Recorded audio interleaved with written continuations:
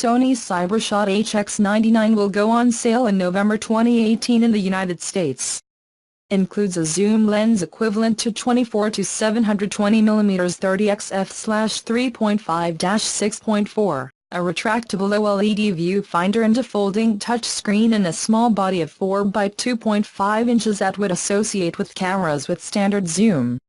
It is the smallest camera of its kind in the world, although the company jumped through some hoops to get that claim compared to other fixed-lens cameras with viewfinders and zoom lenses of 700 mm or more.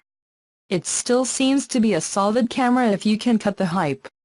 The 18.2-megapixel trigger can capture 4K video without having to rely on pixel combination tricks, and combines fast autofocus like 0.09 seconds with IAF technology taken from the Alpha line.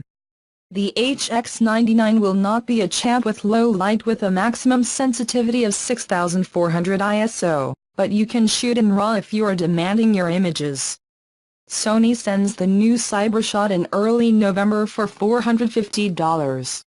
At least this is a camera that can handle most photo opportunities on a vacation without consuming a lot of space in your bag.